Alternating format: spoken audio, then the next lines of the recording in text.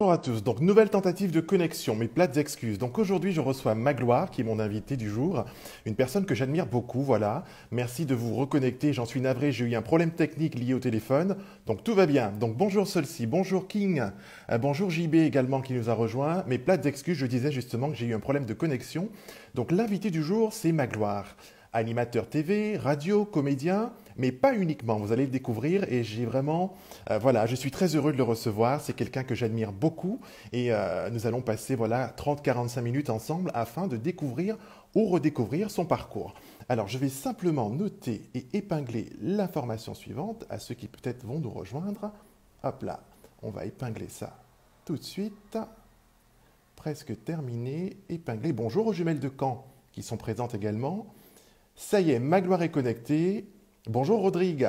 Et voilà, je vais envoyer. Si. J'ai oublié la musique aujourd'hui pour l'accueil. Navré. Abracadabra. Bonjour, Bonjour Magloire. Bonjour. ravi d'être avec vous, ravi, Moi de très même. heureux. Merci beaucoup infiniment. Je suis très heureux de vous avoir avec nous aujourd'hui, en ce début de semaine. Et je me suis dit, en parlant avec Jean-Baptiste il n'y a pas si longtemps, qu'il m'a demandé quel est le rêve que je souhaiterais réaliser et que je n'ai Oui, pas encore réalisé. Je lui ai dit, j'aimerais un jour soit rencontrer ou interviewer Magloire, tout simplement. Et voilà, c'est chose faite. bien, grâce à notre adorable JB qu'on embrasse très très fort et que j'ai eu tout à l'heure, on l'embrasse très fort, Absolument. c'est chose faite, voilà. Absolument. Je suis très content que vous soyez avec nous aujourd'hui, Magloire.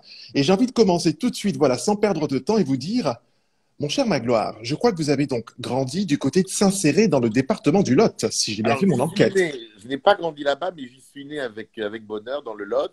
J'ai grandi dans le Lot, pas très loin, plutôt du côté de Cahors et de la petite ville de Catus, voilà. D'accord, à Catus. Alors, Catus, justement, Magloire qui grandit du côté de Catus, il est comment? Plutôt timide, extraverti? Est-ce qu'il est déjà en train d'imaginer, voilà, enfant, moi plus tard, voilà, la télé, le cinéma, ou plutôt, je ne sais pas trop ce que je ferai plus tard, mais je ferai quelque chose. Non, alors moi j'ai eu la chance d'avoir une maman qui organisait les spectacles de fin d'année. Donc je me suis toujours illustré. Si je m'illustrais moins en cours de maths, je m'illustrais forcément au spectacle de fin d'année. Je crois que je suis monté sur scène, je devais avoir 4 ans pour jouer un gendarme. Et on faisait aussi le carnaval. Et mon premier costume, je suis un Maharaja et le deuxième, une bergère. Donc je savais déjà que je mettrais beaucoup, beaucoup, beaucoup de costumes. Voilà. Ça, c'est bien, ça. Comme quoi, les spectacles de fin d'année ont du sens et peuvent inspirer pas mal de Absolument, personnes. absolument. J'en profite pour faire un clin d'œil, justement, un clin d'œil du cœur. Vous l'avez cité à votre maman, Raphaël Delcros-Varro, qui a été une psychomotricienne de renom. Donc, juste, Oui, voilà, un cœur. merci C'est tout. beaucoup. C'est une petite aparté. Merci Mon cher beaucoup. Magloire, justement, que disaient les professeurs de vous à l'école sur le carnet de notes? Alors, Turbulent, intelligent, brillant? alors il disait que malheureusement, je n'utilisais pas toutes mes capacités, ce qui était plutôt flatteur et qui était complètement vrai. J'ai eu très bon carnet. J'en ai eu aussi de très, très, très mauvais. J'étais un peu feignant. D'accord. Voilà. Pour les maths, moi, c'était Faut les dire les maths. mots, hein. Oui, ben oui, moi, c'était les maths. J'étais pas du tout doué en maths et je ne voulais pas en entendre parler. Voilà, confession pour confession. Les Ça, maths, c'était dramatique, dramatique. Voilà, d'accord. Bon, ça c'est chose faite. On a tous une matière de prédilection. Et voilà. justement, j'aimerais vous demander à l'école, justement, Magloire, que ce soit au primaire ou au collège, est-ce que vous aviez une matière de cœur qui vous faisait vibrer, qui vous permettait de vous évader, si je puis dire ainsi? Les langues en règle générale, le français en particulier, les textes en D'accord? particulier, oui. Les mots, la langue D'accord. française, les auteurs, les livres, oui, ça on pouvait y aller, il n'y a pas de problème.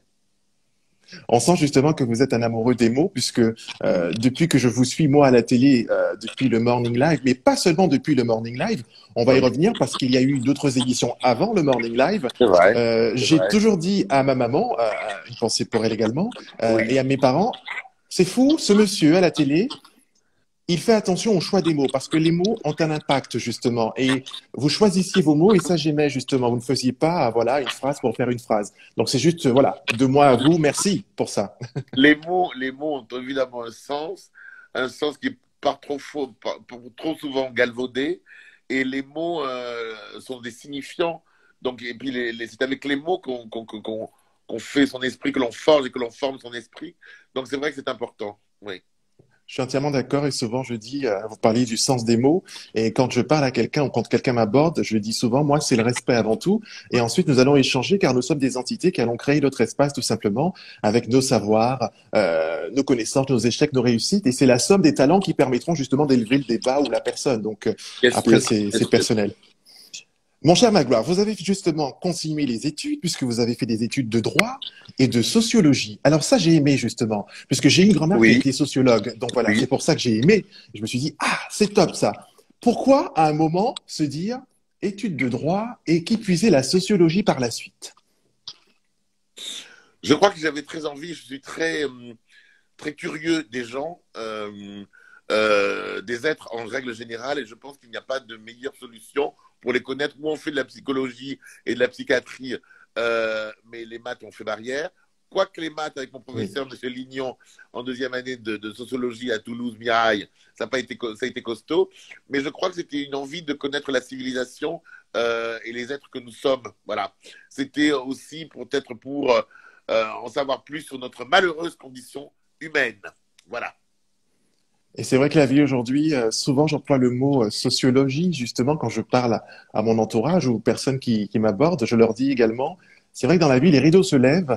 Parfois, on met un costume en fonction justement du rôle que l'on doit jouer, que ce soit Oui. au travail, que ce soit dans la Dans vie la vie, privée. dans la vie personnelle, oui. Oui. Exactement. Et c'est vrai que quand les rideaux se lèvent, il faut jouer justement à ce jeu. C'est comme une pièce de théâtre. Tout dépend du cahier des charges que l'on a, entre guillemets, et de la fiche de poste que l'on a assignée, hein. Tout dépend du poste. Mais il faut savoir aussi se renouveler, se réinventer. Et ce que j'aime justement, c'est que Magloire sait se renouveler et sait se réinventer. Parce qu'à l'âge de 25 ans, justement, il devient attaché de presse dans l'art contemporain. Alors là aussi, coup de cœur. Pourquoi Magloire? Argument exemple. Je me suis dit, alors, droit, sociologie, l'art. Mais effectivement, on sent que il y a peut-être l'influence d'une mère ou peut-être de la famille. Est-ce qu'enfant, votre maman, justement, vous a accompagné dans les musées, vous a fait découvrir des pièces, des œuvres? Je sens quelque chose qui est lié un peu à ça. Elle était danseuse classique de formation. Elle a commencé à l'Opéra de Paris. Puis, lorsqu'elle m'a adopté, elle est devenue psychomotricienne. Elle est retournée à la fac. D'accord. Mais j'ai passé, je pense, quasi tous les dimanches de mon enfance et de mon adolescence dans les musées, les châteaux, tout ce qu'il y a dans le sud-ouest, à visiter les grottes, etc., etc. On a beaucoup voyagé enfant. J'ai beaucoup visité les musées. Je pense que je suis tombé absolument fou, furieux de bonheur devant la victoire de Samothrace au Louvre. Je devais avoir 6 ou 7 ans. Je me rappelle d'avoir visité au pas de charge le château de Pau parce que je voulais absolument voir la carapace. En fait, le roi Henri IV avait comme berceau une tortue à l'envers, donc je voulais absolument voir ça. J'étais absolument passionné par l'art petit, mais passionné parce que ma mère m'a passionné. Et l'art contemporain, eh bien, tout naturellement, c'est arrivé après l'adolescence, bien entendu. Et donc, et puis j'avais un grand-oncle qui était peintre. Donc voilà, donc c'est vrai que ça m'a tout de suite passionné, oui. D'accord. Et si vous deviez justement, Magloire, nous recommander peut-être un musée, mais j'irai plus loin, une œuvre, une galerie justement à découvrir ou à redécouvrir, qui fait partie de vos rituels justement quand vous êtes à Paris ou dans le sud, allez voir, je ne sais pas moi, l'espace Van Gogh au musée d'Orsay au premier étage, salle numéro 4. Voilà, j'invente, hein, mais voilà. Non, je pense qu'il faut revenir aux fondamentaux. On n'a pas besoin d'aller très loin, où que l'on soit, en province ou à Paris.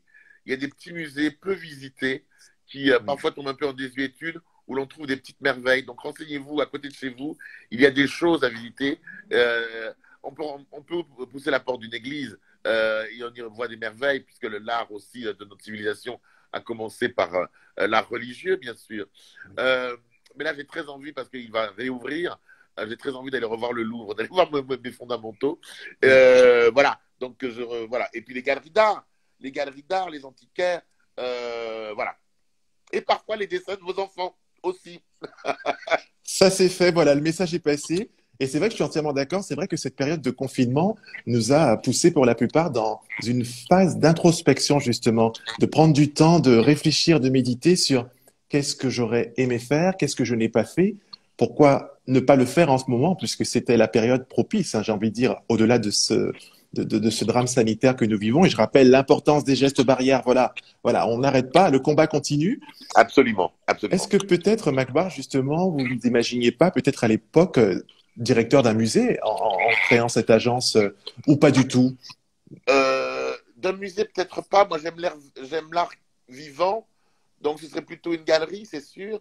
J'aime infiniment, ça c'est un vrai luxe que je peux m'offrir, aller dans les ateliers, au fond des ateliers avec les artistes, découvrir avec eux ce qu'ils font, leur travail. Ça, c'est un privilège extraordinaire.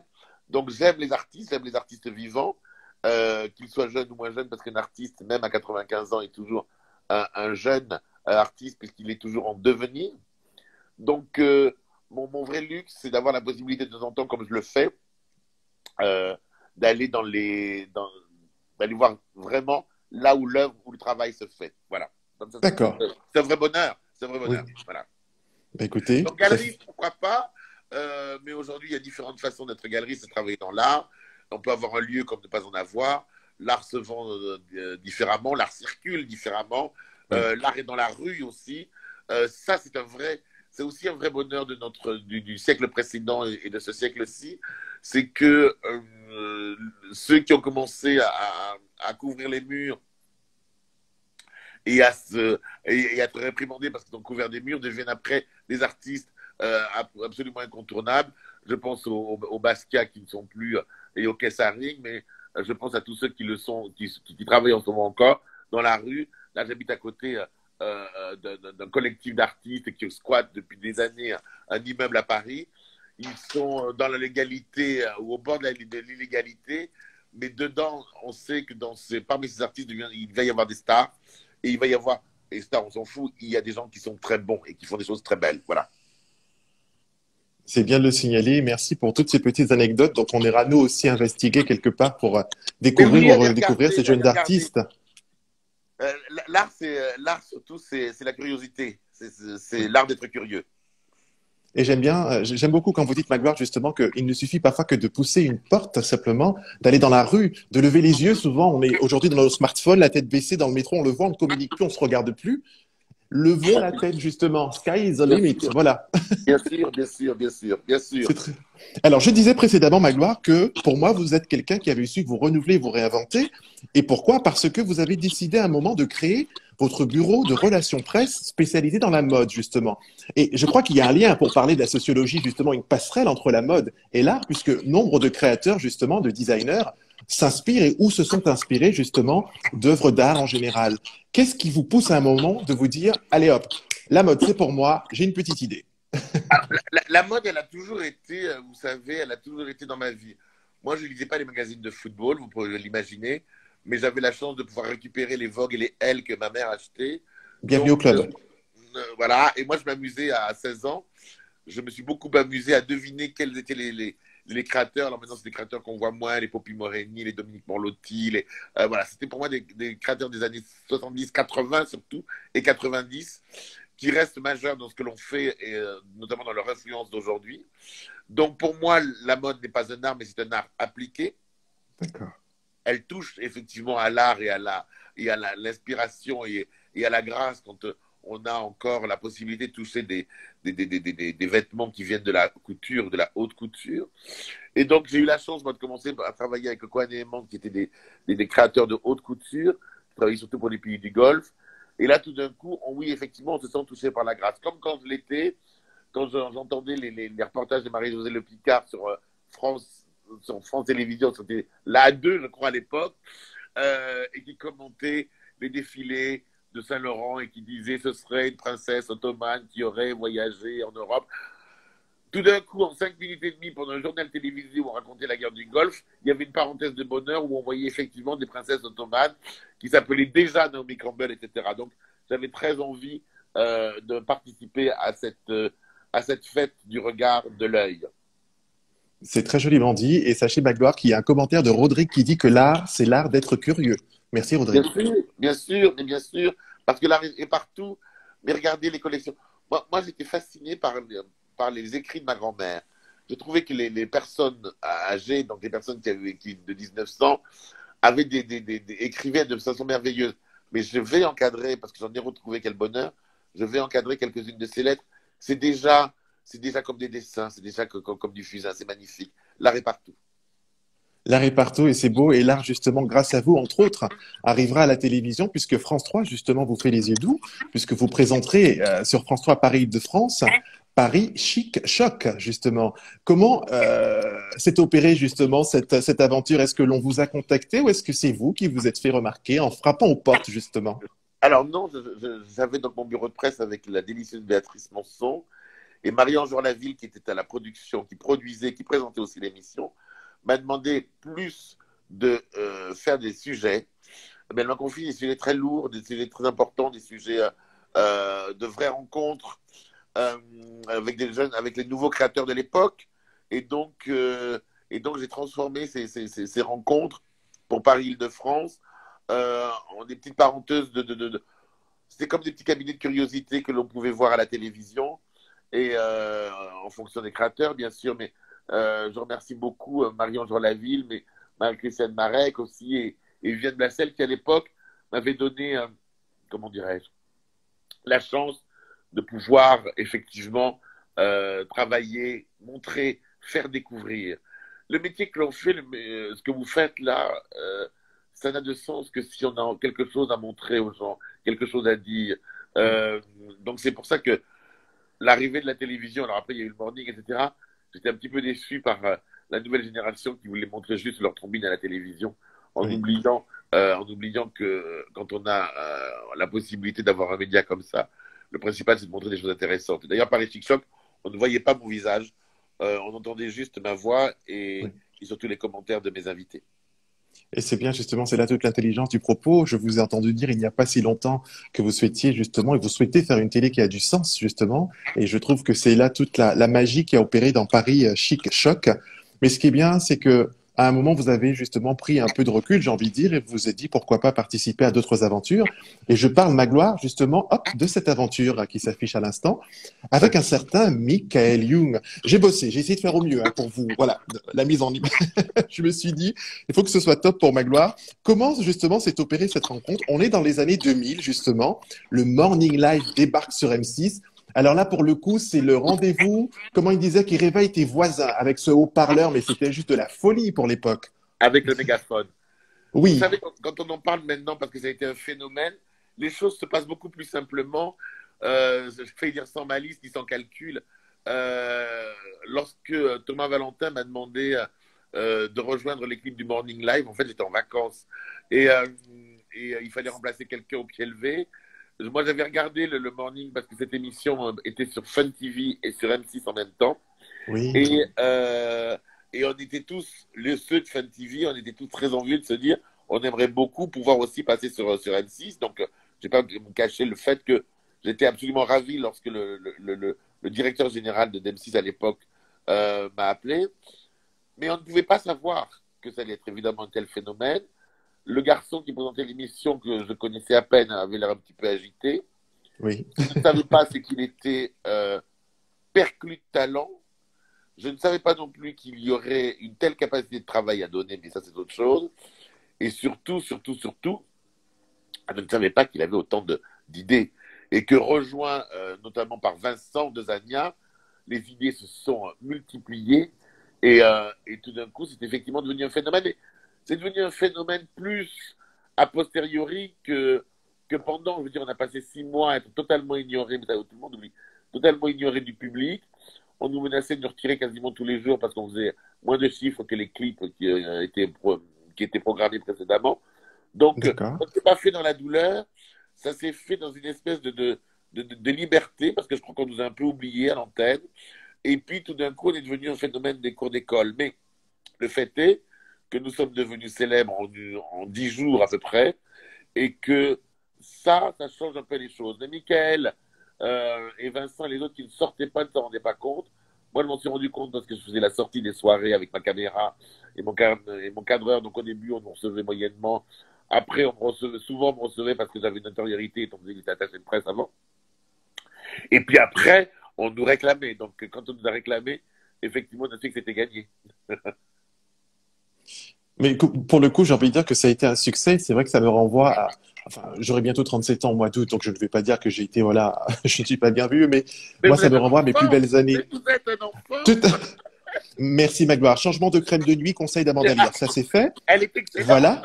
Avec bien cordialement la direction. À part cela, vous dire, mon cher Magloire, ce que j'ai aimé justement, c'est que l'aventure justement Morning Live va durer un temps, mais elle va revenir justement, elle fera son comeback en 2005 avec le Morning Café et vous allez re-signer justement. Donc c'est qu'il y avait une demande, voilà, du public. Effectivement, je me suis levé tôt, comme aurait dit un certain écrivain, pour le paraphraser, pendant 9 ans. Oui, Donc j'ai fait 9 ans, 9 ans de morning. Alors je me suis levé de moins en moins tôt d'ailleurs, parce que à la fin j'arrivais vraiment in extremis pour le maquillage. Mais avec Mickaël, il fallait être debout sur les coups de 3h15, je crois, un truc comme ça, pour être du côté de waouh, 4h au bureau. Je l'ai fait, j'ai fait toutes les équipes. Alors, il y en a eu plein. Il y a eu Cyril Hanouna, il y a eu Max de Max de l'Ex-Fun Radio, il y a eu oui, aux commandes de. Il y a eu, bon, voilà, moi, j'ai toujours eu la chance de ne trouver que du bonheur dans les équipes. Et c'est là que j'ai rencontré Cyril Hanouna, qui a présenté 3 mois l'émission. Donc, et absolument, oui. je dois dire que je me suis beaucoup, beaucoup amusé après, mais et que j'ai la chance de pouvoir effectivement rien regretter de toutes ces différentes versions du live. C'est bien parce que chacun a amené sa patte justement, notamment la période de Cyril Hanouna, je m'en souviens. C'était une forme de renouveau en fait. C'est ce qui faisait la singularité, je pense aussi, voilà, des entités et d'émissions, du format qui était proposé à cette heure justement de grande écoute. Mais il a donné le ton, hein, Cyril Hanouna. Je l'ai rencontré le jour de sa première. On n'avait pas eu le temps. On avait travaillé que par téléphone. Et 4 heures, 4 heures après, il était entièrement nu devant 200 personnes dans une boîte de nuit. Tout à fait, Voilà, oui. ça donnait le ton. Ça donnait le ton. Ça s'est fait. Comment vous dire? Quand on vit ça à l'écran, on se dit, mais il est sérieux, le mec? En fait, je me revois encore en train de me dire, mais pas de pudeur. Bon, ok, ça donne tout de suite la couleur. Non, mais déjà, à Comédie, il sortait des studios entièrement nus, donc on était un petit peu habitués. Mais il a amené sa patte, il a amené, bon voilà, et puis c'était déjà le Cyril Hanouna d'aujourd'hui. Exactement. Et du coup, ça va enchaîner justement, je dirais même très bien pour vous, avec Fun TV, notamment Génération Fun, What's Fun. Ça va taper une pensée pour Elsa Fayer, que vous avez donc, vous avez co-animé, je crois, cette émission. Pelle et Râteau également, on s'en souvient.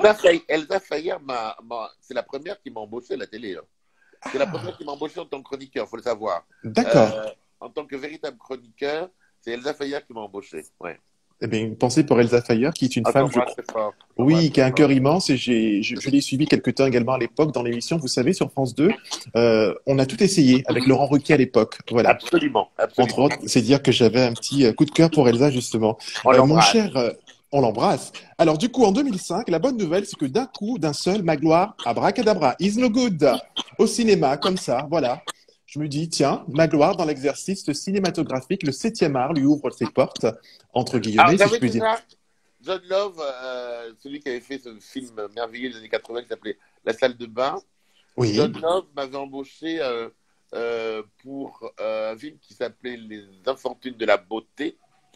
Et c'était assez délicieux comme expérience. Et puis j'avais fait aussi un film avec Cheikh de Courret, qui était un peu l'histoire romancée de l'église Saint-Bernard avec ces réfugiés qui étaient chassés. Et dans le rôle que nous reprenions avec Vincent McDoom et moi, on remplaçait avantageusement Emmanuel Béat. Mais c'était donc un clin d'œil. On avait tourné ça dans les années 96-97. Mais quand Patrick Braoudet et Michael Youn m'ont appelé pour me dire, je savais que Michael avait été choisi pour incarner Is No Good, aux côtés de Jacques Villeray, Franck oui. Dubosc, Rufus, Cadet Olivier, Elsa Pataki, euh, le nuque que j'interpréterais donc, je savais que le rôle était déjà choisi. Enfin, la question ne s'était même pas posée. Et il m'appelle, j'étais en voiture, je conduisais, j'étais aux Invalides, et j'ai freiné au milieu du carrefour parce que Mickaël est avec Patrick, ils sont en train de travailler. Il ne peut pas s'empêcher d'attendre ce que Patrick Braoudet allait me proposer, c'est-à-dire le rôle. J'ai cru que c'était une plaisanterie, mais quand même, et quelques jours après, je faisais mes premiers essais de costume, et quelques semaines plus tard, j'arrivais au Maroc pour être au casting de ce film incroyable, aux côtés filmé surtout par Patrick Baroudé et Guilla, etc., etc. Donc c'était un vrai bonheur. C'était un vrai bonheur. C'est la rencontre avec Jacques Villeray que je ne lâcherai plus jusqu'à son décès.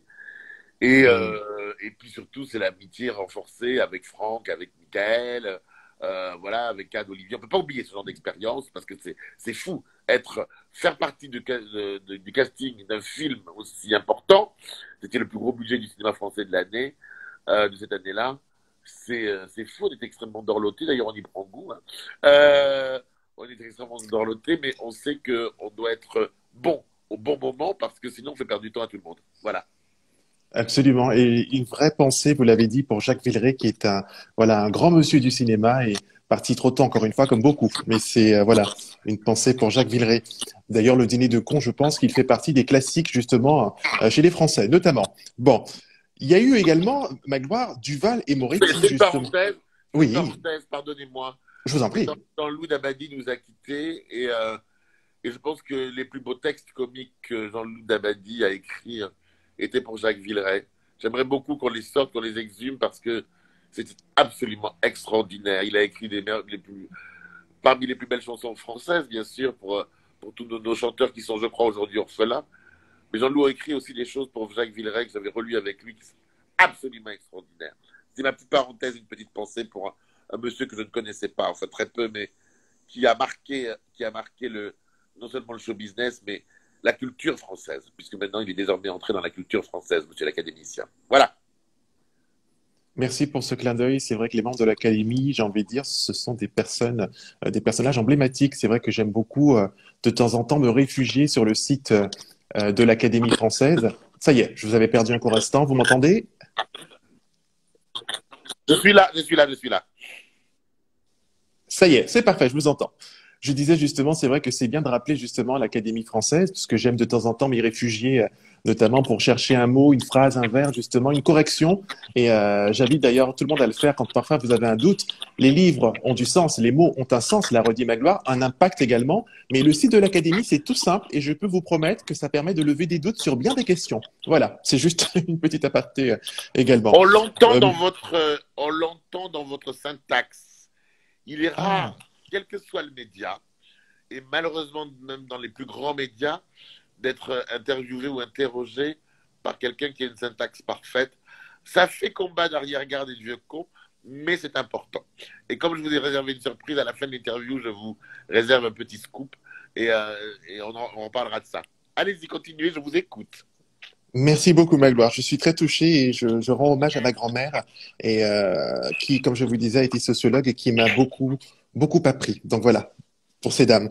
Mon cher Magloire, justement, de 2008 à 2012, le comeback en tant qu'animateur, justement, sur TF6, parce qu'il y aura diverses émissions. Donc, puisque TF6, voilà, c'est une chaîne qui a fait les cartons, qui a eu, voilà, de beaux jours, justement. Comment, justement, s'est faite cette transition entre le cinéma, l'animateur, parfois présentateur d'émissions, parfois voix off? Est-ce qu'à un moment, vous vous dites, Magloire, bon, faudrait peut-être que je me pose, ou au contraire, je prends ce que l'on me donne et j'en dispose parce qu'on ne sait pas de quoi demain est fait, justement. Non, mais moi, je suis un feignant boulimique, c'est-à-dire qu'il faut que je fasse plusieurs choses à la fois. Le plus dur, parfois, dans le passé, était de les finir. Mais là, je travaille sur un projet de télévision, justement, sur Internet. C'est ça que je voulais vous dire. Qui sera la télévision de Magloire.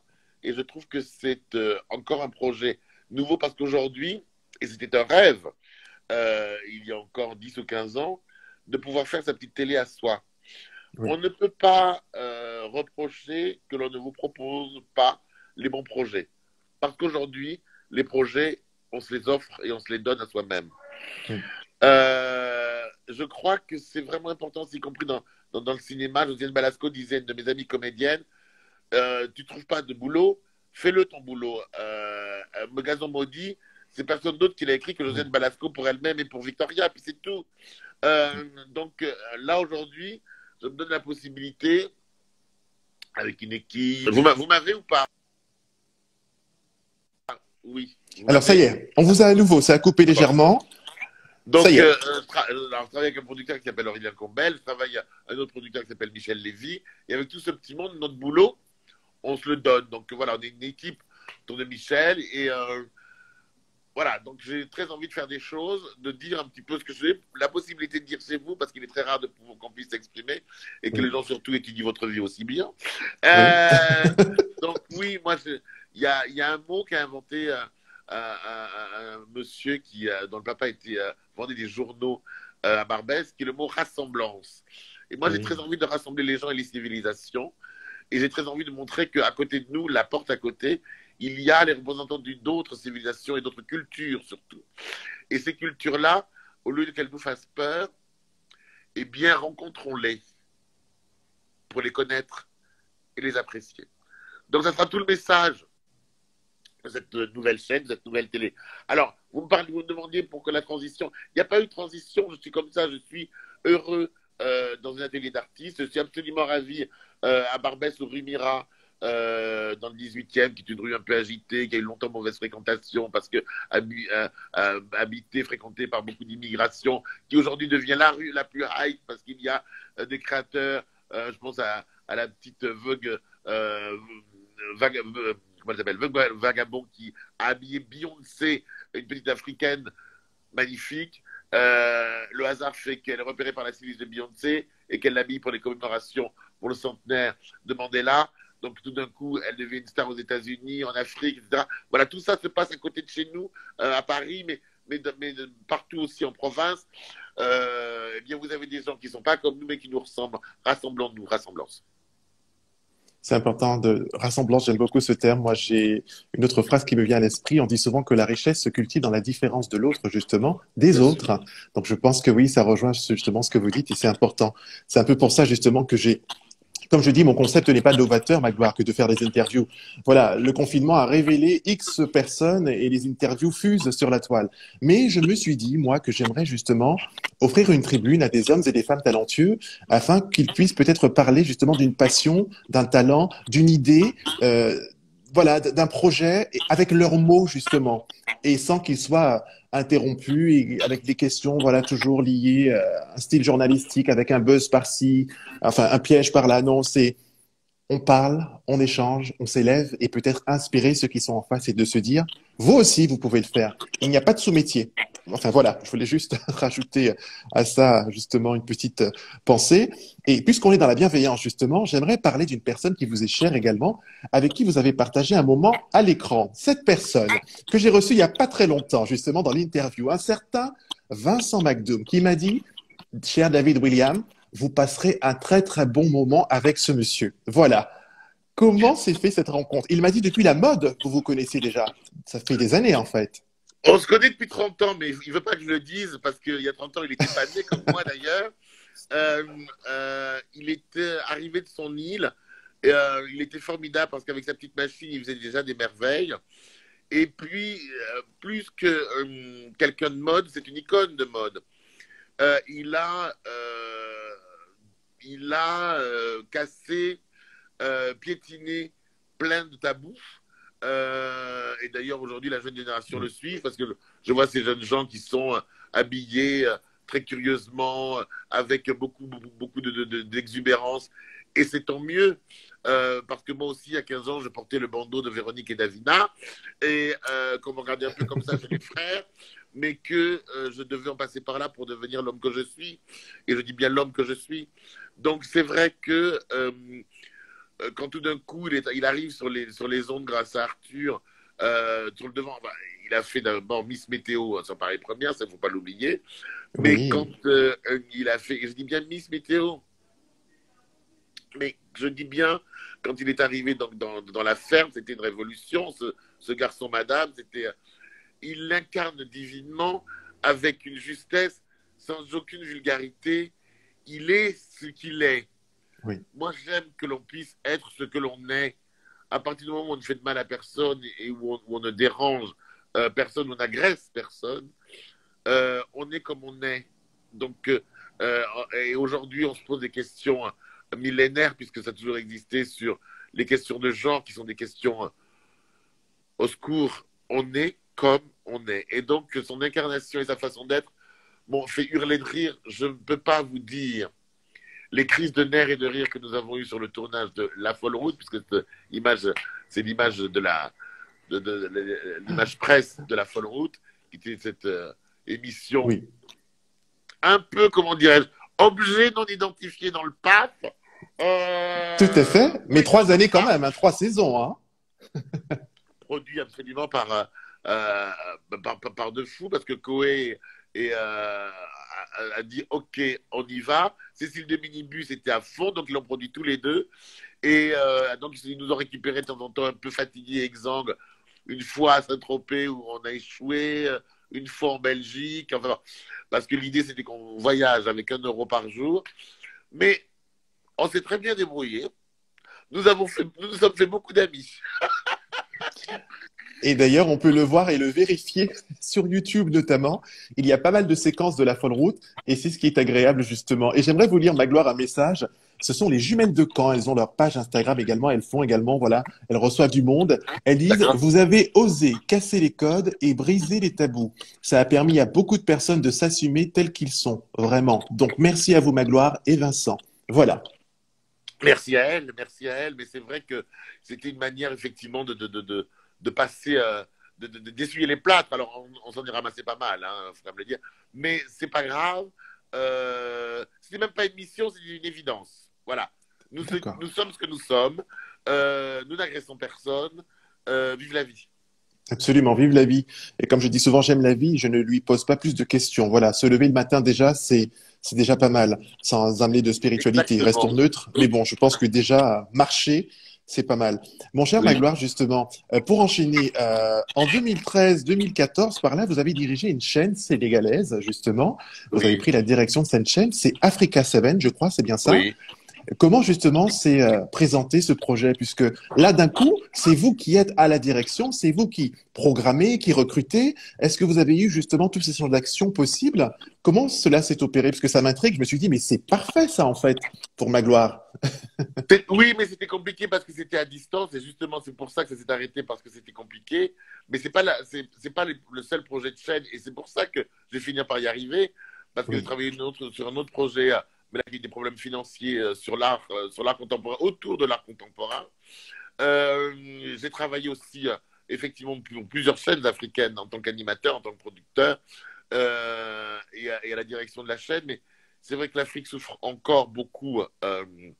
Comment dirais-je, oui, pour ne pas dire de bêtises, en direct.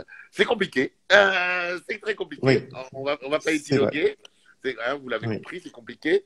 Donc, absolument. pour l'instant, je vais faire de mes productions et de ce que l'on fait en ce moment et de ce que l'on prépare avec mes chers collègues, pas un exemple, mais disons une orientation de pensée. Et puis après, peut-être que on sera prophète en notre pays ou pas et qu'on ira plus loin. Voilà.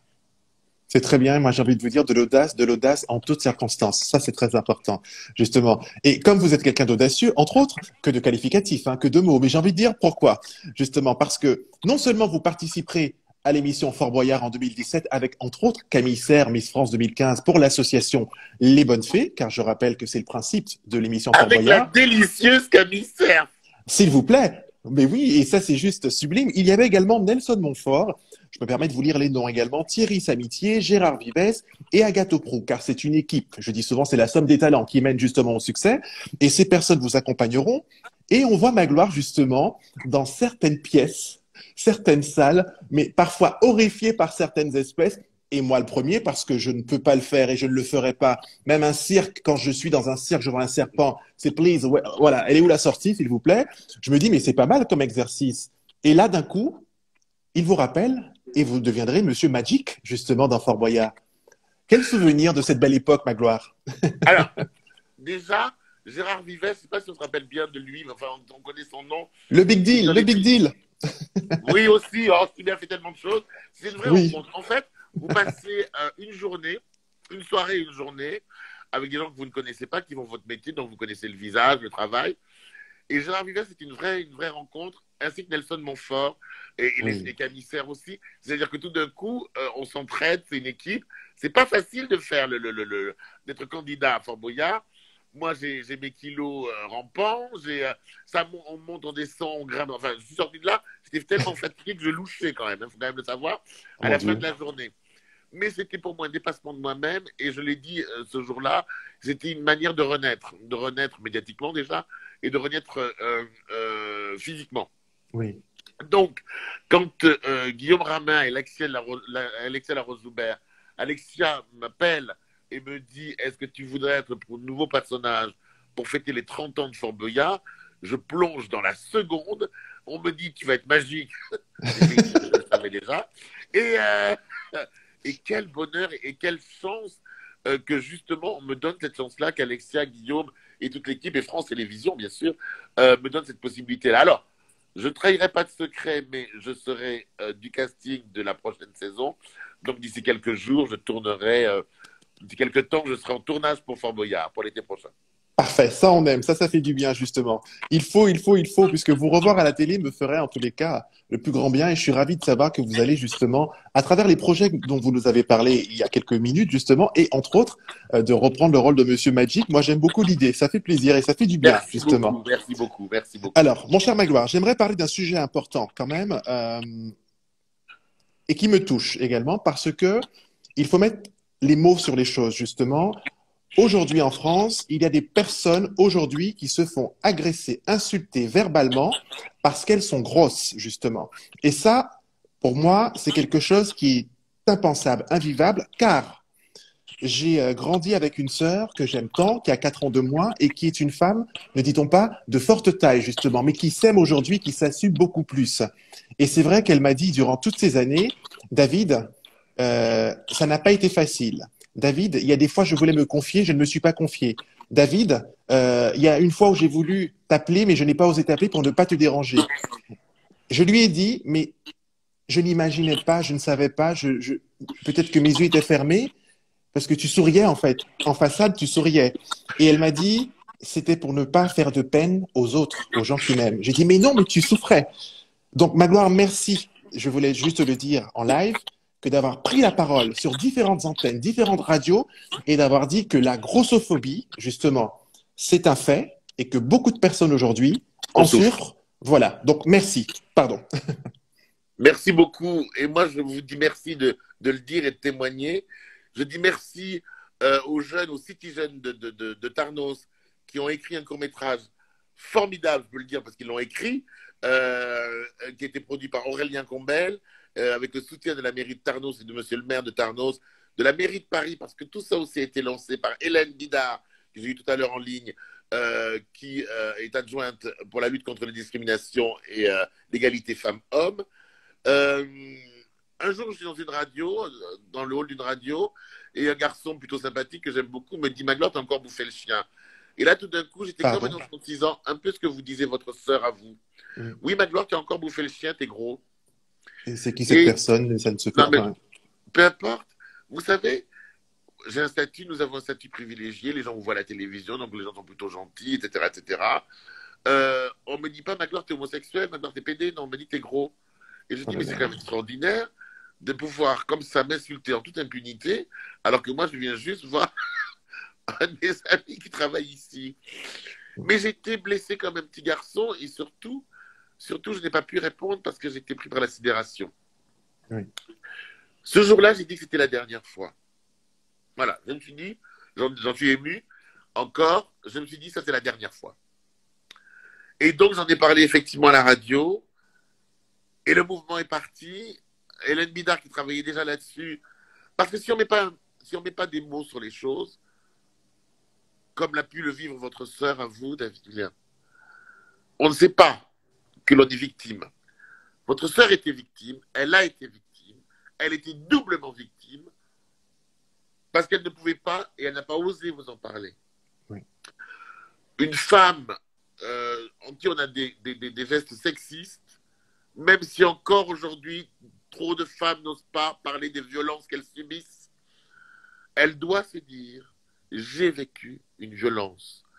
Un jeune, moins jeune, ou homme, ou femme, une femme qui est victime d'homophobie, que l'on insulte par son...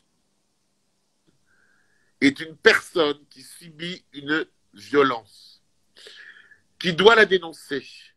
La dénoncer est une double peine. Pourquoi tant de femmes et tant d'hommes qui sont violés ne parlent pas de leur viol parce que c'est une double peine que de parler et de dire ce que l'on a subi. Mais, malgré tout, cette double condamnation, il faut la subir. Un, déjà, pour mettre sous bonne garde les auteurs de ces violences, quelles qu'elles soient. Absolument. Deux, pour commencer à se pardonner à soi-même quelque chose dont on n'a pas à se pardonner. Oui. C'est fou ce que je vous dis, mais c'est vrai. On n'a pas à s'excuser d'être obèse. L'obésité est sans doute le signe d'un dérèglement, mais ce dérèglement, on n'a pas à vous le faire subir. On ne va pas à la sortie des gens qui font des chimiothérapies pour dire « Ah, dis donc, t'as le cancer ». Non. Oui. Alors, on n'a pas à dire à une femme obèse qu'elle est obèse et se moquer d'elle, l'insulter pour son obésité et l'ostratiser pour son obésité.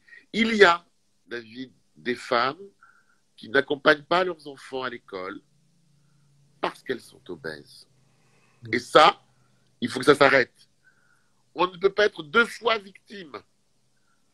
Vous autres garçons, vous autres jeunes filles, âgées, plus jeunes, moins jeunes, lorsque vous êtes victime d'une discrimination, d'une violence, d'un viol, vous devez, parce que c'est la double peine, pour commencer à accepter la violence qui vous est arrivée comme ça par hasard tout d'un coup, il faut le dire, il faut en parler et il faut mettre des mots sur les choses. Voilà.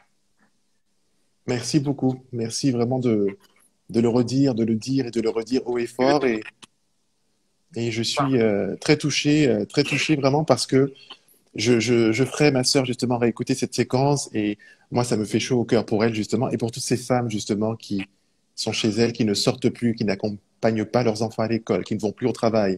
Dernièrement, j'ai voilà dans mon entourage une cousine qui me dit voilà plusieurs mois au-delà du confinement que je n'ai pas été faire les courses, je me fais livrer.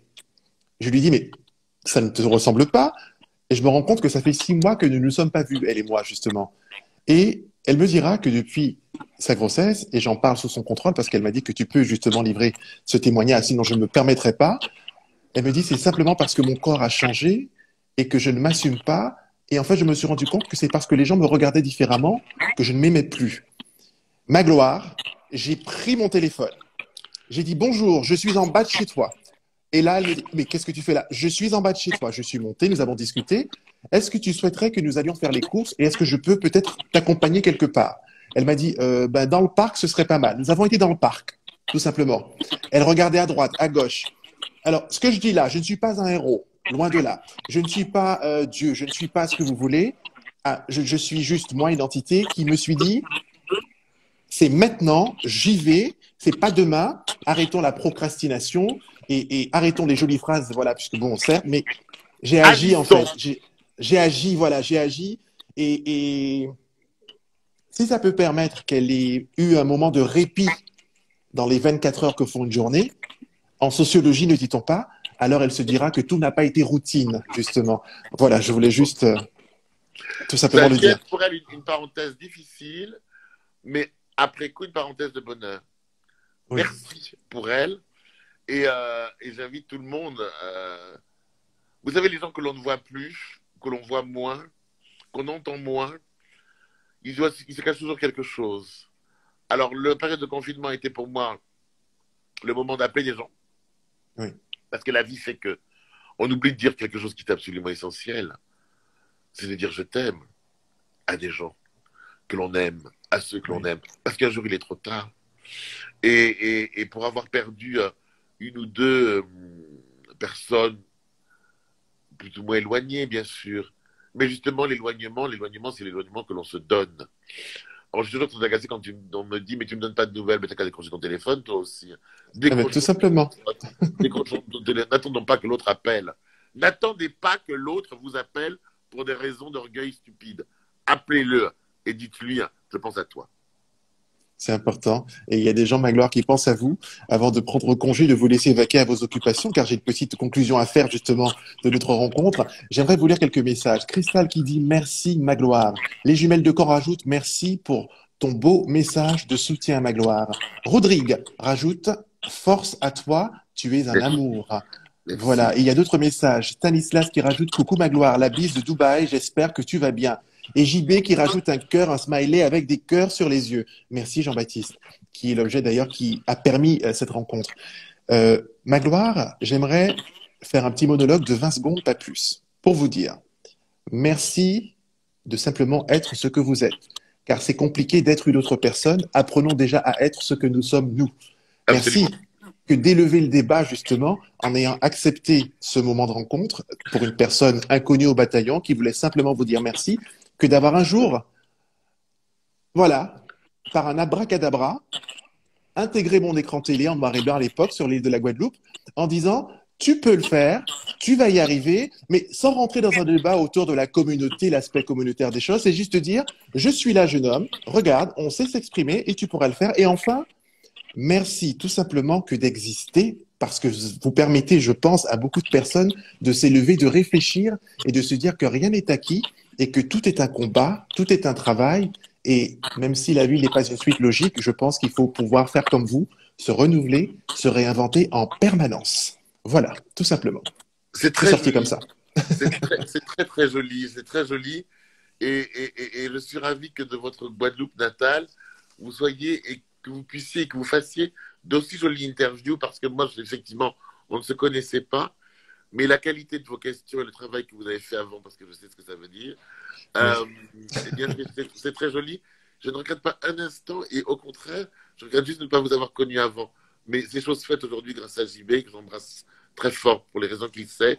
Et, et, Absolument. et nous nous reverrons. Nous nous reverrons. J'espère pas forcément par écran interposé. Et je vais rajouter juste une petite chose. Alors, c'est les jumelles de Caen ou les sœurs de Caen, c'est ça? Les jumelles de Caen, tout à fait. Les jumelles de Caen, il y a Rodolphe, tous les gens là qui ont donné des petits mots extrêmement gentils. C'est le bonheur que l'on peut avoir de se dire, effectivement, sans se connaître, on aimerait en savoir plus les uns sur les autres, mais au moins on sait que vous existez. Je vous embrasse.